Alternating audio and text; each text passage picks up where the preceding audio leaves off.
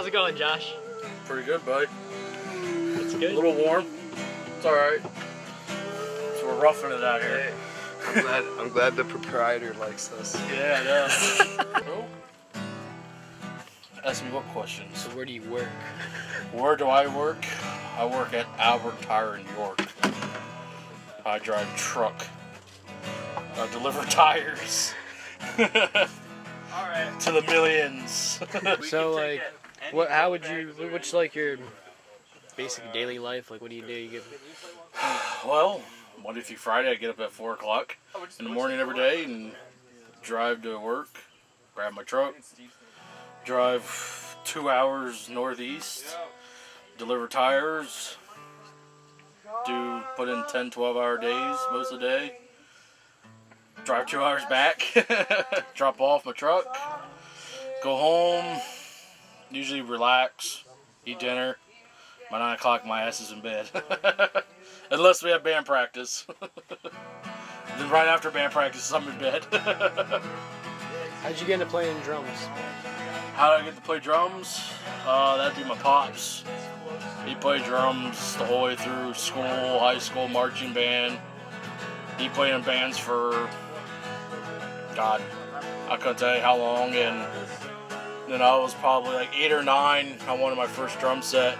And one Christmas, I woke up and there it was, just this little old Max drum set, like a $300 kit.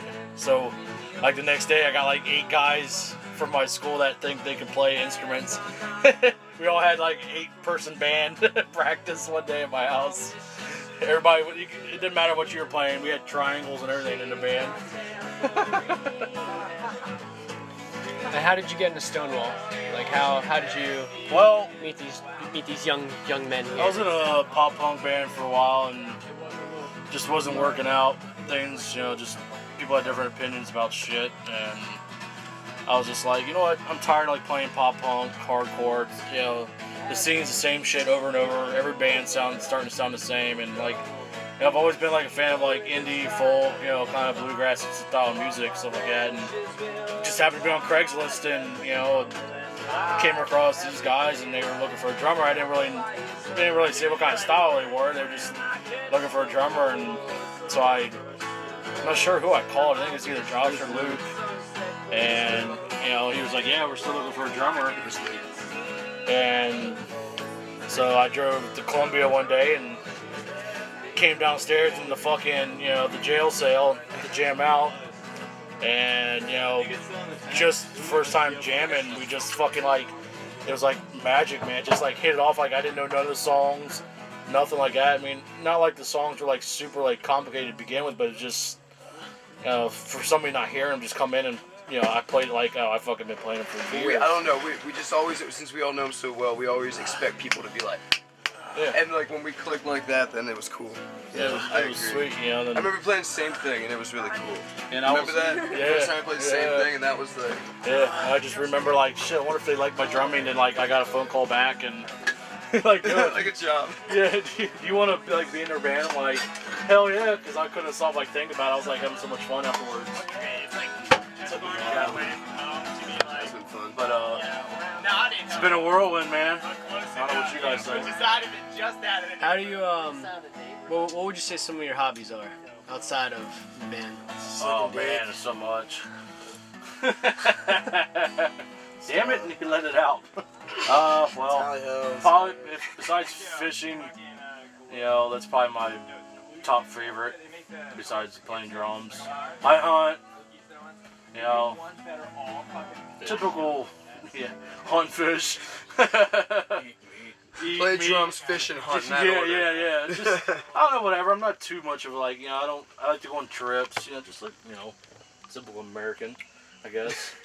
I'm proud to be an American.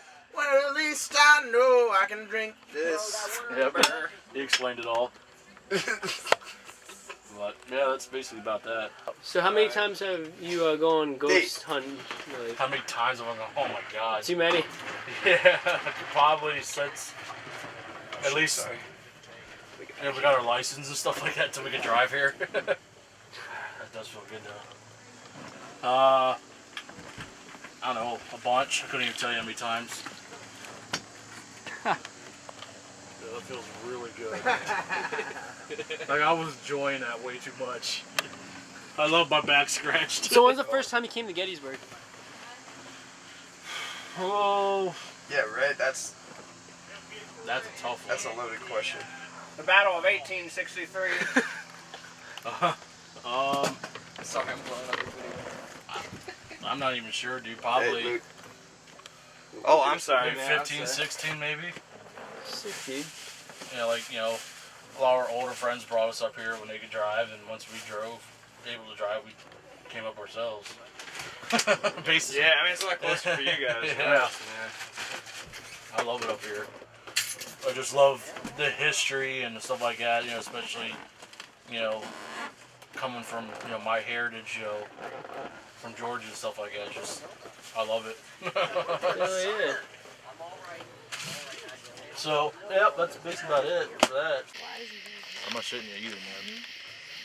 We go upstairs, like, you know, I was telling him, we used to, it's 3-story, like, old farmhouse. It was the oldest house in Dover at the time. It was built like 1830. And we'd be in his room on the second floor, and it's all hardwood floors. Well, all you would hear is this little run across the fucking hallway. And I would be like, Steven, stop, we're trying to sleep. Because he'd always want to play with you all fucking night, all day. So, like 10 minutes go by, we heard nothing. So I'm like, Steven. I was like, Steven finally went to bed or something. I don't know, whatever I said to him. I don't know, we were like 13 or some 12 at the time. Well, all of a sudden I heard these little foots coming running down through the thing. And I said, I woke up, I heard it. I was like, Steven. It's like, I'm trying to sleep. And I got stern. The fucking footprints stopped in front of the door. And all of a sudden the door just went, slammed on us. Took the covers up over her head. And didn't even take them off for like an hour. So the next day, his grandma asked us to go upstairs and clean a bunch of shit out of the attic. So we go upstairs. I'm in the one corner. Andrew, my buddy Andrew's in the other corner. And this is his grandparents' house. And we're sitting there, you know, and I'm like hunched over and it's like this crate. And I felt this thing come up, hit me in the back of the ankle. It was this little rubber ball. I'm like, Steven, I know it's you. I can't play with you. I'm trying to do work. I kicked the ball back to the other side. Didn't come back or nothing. Sitting there, 10, 15 minutes go by again. I felt this little tap on the back of my heel again. So I said, that's it. I can't work with you, Steven, if I'm trying to work. So I took the ball downstairs. His grandma looks at me, she goes, oh, Steven's messing with you again, aren't you?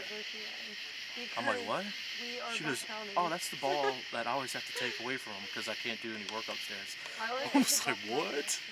I couldn't believe it. Dude, I'm telling you, that place, and I just told him, his dad's, it would have been his dad's grandparents. Well, I knew his grandma before she passed away. She's straight from Ireland. She wanted to go back to Ireland before she passed away. Well, she ended up dying like a year before. Well, they all went to Ireland to sprinkle her ashes in their homeland there.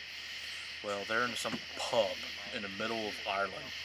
You know, it's like his dad, his uncles, everybody's all together. Well, they take a picture and they come back to the States, and we have this big cookout at his house.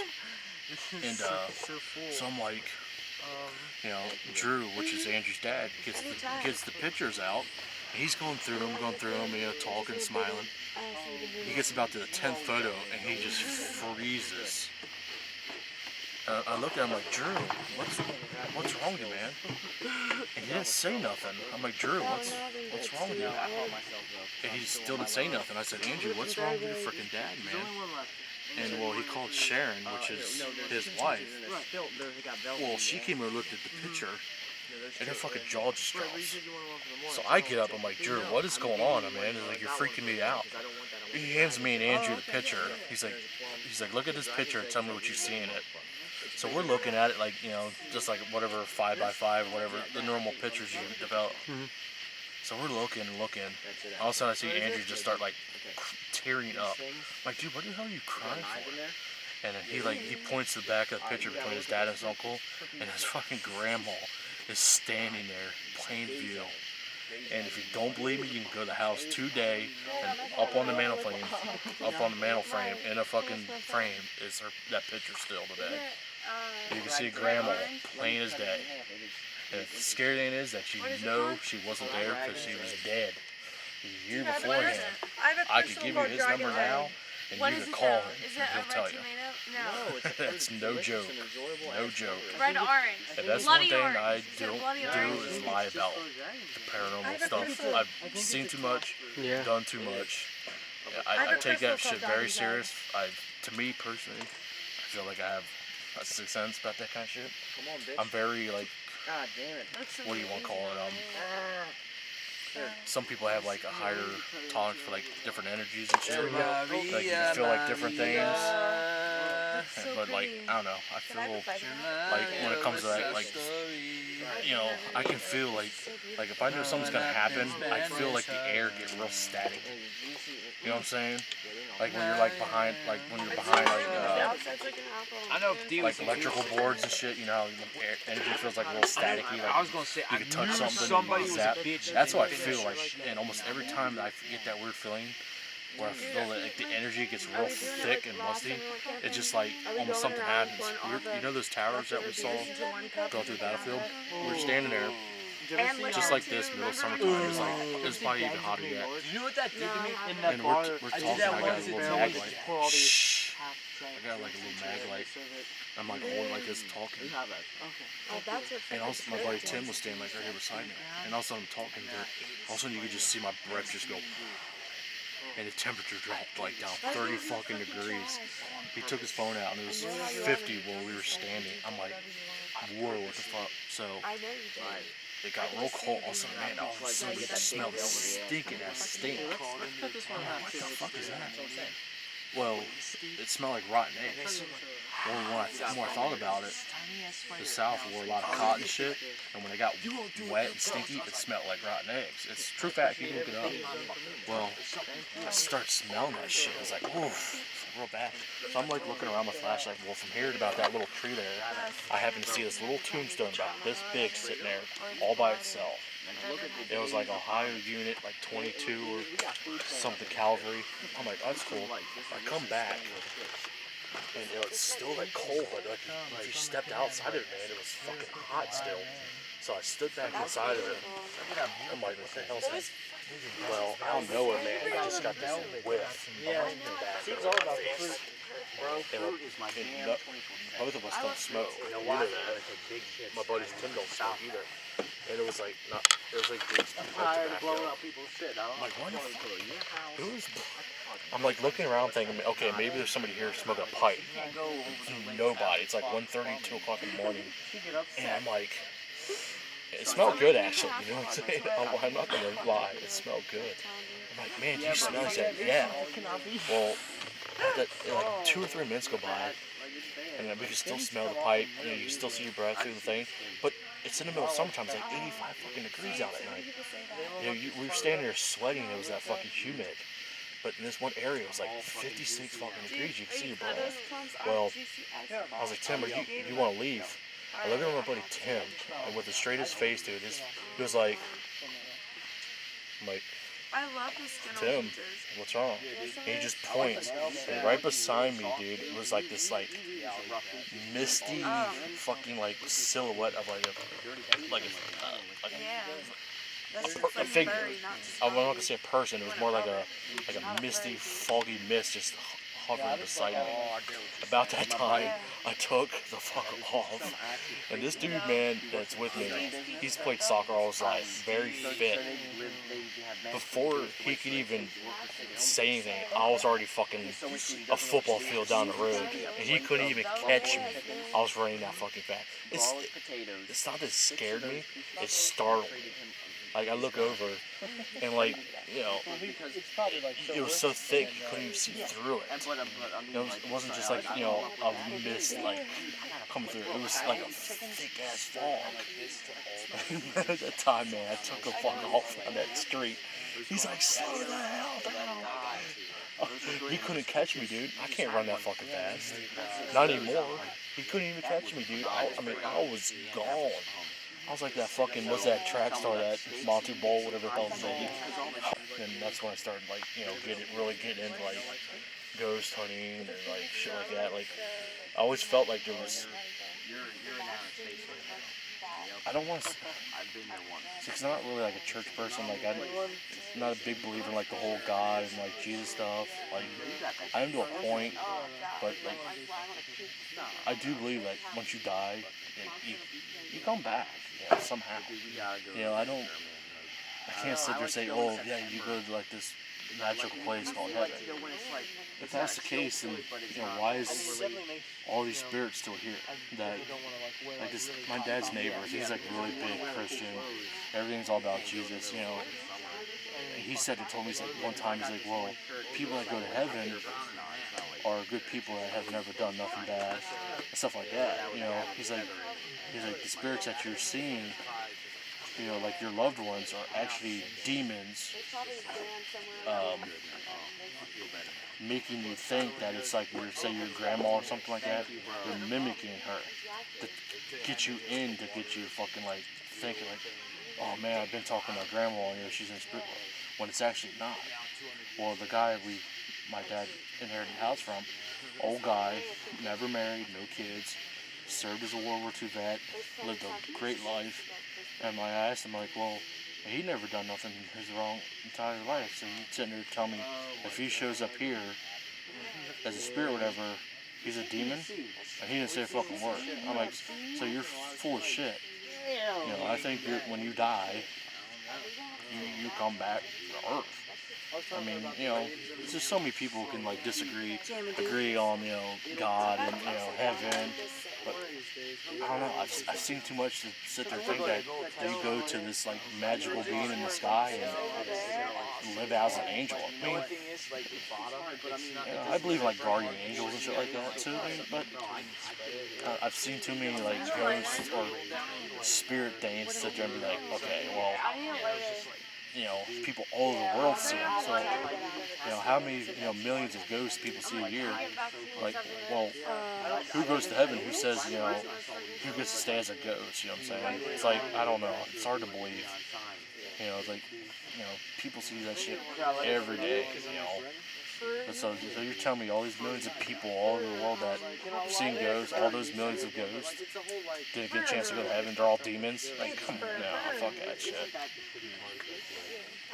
Yeah, it's like denying UFOs. Like, seriously, I don't know about what your take is, but I believe in UFOs. I don't give a fuck what anybody says. Oh yeah. I mean, I remember one time sitting on a fucking boat down Long Level. Me and my dad sitting there. It was a night like this, you can see every star in the fucking solar system.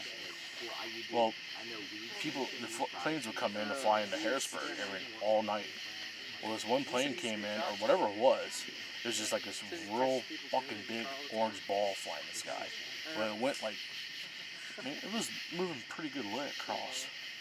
All of a sudden, like, it fucking stopped in the middle of the sky and just went straight down. And then, like, took off in, like, some fucking diagonal direction. Like, was flying like this, dropped, and took off. Not a sound, nothing. You know, I've only seen, like, shit like that on TV, but I swear to God, and my dad's not, he's the big, most, what do you call it, skeptical person about that shit. And even today, he was like, I can't tell you what that was. And for him to say that, it takes a lot, because I've known that dude for 28 years. He never admits shit. Like, if he sees something, like, he's like you. He's got to see it to believe it. And that day we saw that fucking thing in the sky, it made no noise. He didn't say a word that entire night.